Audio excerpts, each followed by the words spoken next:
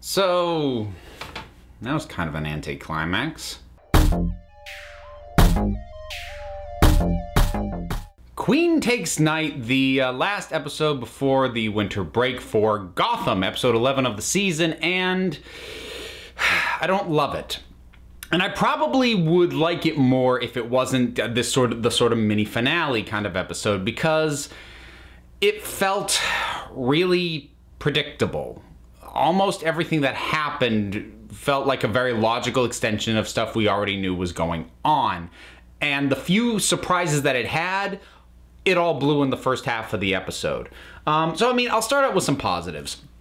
It started out really well. The Penguin siding with Carmine was cool. I liked that. The fact that Carmine's death, well, first of all, Carmine's death, it was inevitable. They set up he was dying anyway, and I mean, Carmine Falcone, part of his role in the Batman mythos is to die and leave a power vacuum. So we always knew he was going to die, but the timing worked. That was a little bit of a surprise. I really liked how that affected Victor Zsasz and how he responded. Victor has been amazing this season. I love him so much. I love his performance. He's so awesome. So all that worked well. The stuff with Sophia, if you know anything about Sophia in the comics, not a lot of it is a huge surprise. That said, I did like the shout out to her original depiction in the comics once she got the neck brace. Kind of wish they'd kept her in it for a little longer before having her take it off and revealing she didn't need it. I feel like to set that up and like get rid of it in one episode felt wasteful. That said, I still appreciate the nod. But the thing is, aside from that, everything, like I said, either feels like an incredibly logical extension of what had been going on in the last couple of episodes, or, you know, just stuff that feels repetitive. So, like, for example, once we were done with Carmine's funeral, and once, you know, the Penguin had been basically ousted from power, okay, so we get a really in-depth look of how manipulative Sophia is. That's kind of interesting, and I did like earlier on when she's confronting her father that she kind of had the spoiled brat moment, and it does a nice thing to sort of undercut how in control she tries to be, to have her have moments like, but I deserved this, and like that felt that was nice, because characters who feel like they're in too much control aggravate me. And even though you could argue that was part of her plan, I feel like that moment with her and her father was very genuine, and she wanted him to give her acknowledgement that she could do this, and if he had, she probably would have called off the hit. But so all of that stuff plays out, but then what happens later on in that? So Tabitha kidnaps and beats up Grundy, trying to bring Butch back. It's not a huge shock because they'd already seeded the idea that Butch is still somehow in there and that he was going to recognize her. So you figured this was going to play out at one point. Okay, none of that is a huge surprise. We're seeing Ed continue to struggle with the Riddler a little bit. We saw that last episode. So again, a decent moment, but not a huge surprise. Bruce and Alfred coming to blows, and Bruce eventually firing Alfred. Who didn't see that coming as part of his downward decline? And that also feels really inevitable. Like, the few things that didn't feel like really super obvious continuations of the last couple of episodes were, you know, maybe the thing with Professor Pig, and then Gordon, you know, having to cover up for that. But I also don't like those things. Here's my issue with Professor Pig. It's not inherently a bad reveal that, you know, he was in cahoots with Sophia.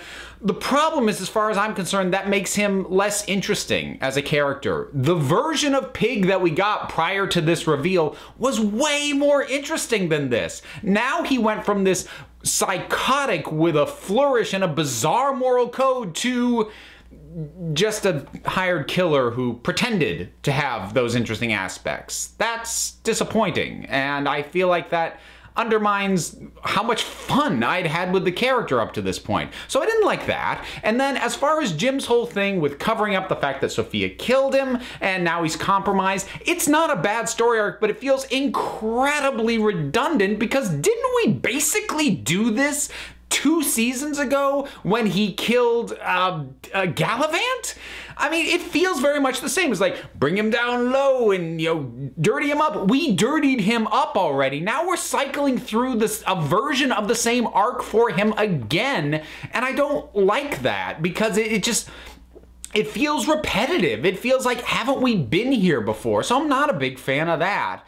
The Joker reveal at the very end, hinting that he's going to somehow team up with, well, I say Joker, I should just call him Jerome, because the makers are still being a little bit squirrely as to whether he is the Joker or just a precursor to the Joker that we know, so I shouldn't call him that. So Jerome, and hinting that he's going to team up with the Penguin. Not a decent setup, not a bad setup note to end on, but everything else up to that point was just, I was just kind of, okay. And again, none of it's bad. There's nothing wrong with it, but to have it feel like, you know, look at this situation we're leaving you in, when most of it was stuff I would have called before, it just feels anticlimactic. This doesn't feel like a mid-season finale. This feels like the episode before a mid-season finale, if I'm being honest. It moves the cogs that were already in place forward a little bit, but doesn't really feel like it builds to much. And if this was the episode before a mid-season finale, I'd probably be fine with it. Maybe I wouldn't love it, but it just seems like a weak note to sort of go into the hiatus on. So,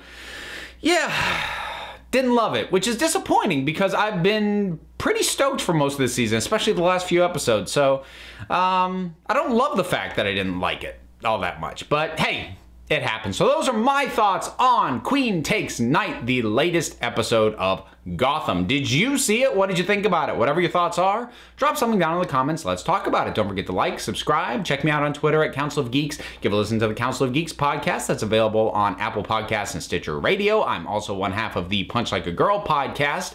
That is a presentation of the Fire and Water Podcast Network, fireandwaterpodcast.com. Links for all this stuff is down below. And until next time, this council is adjourned.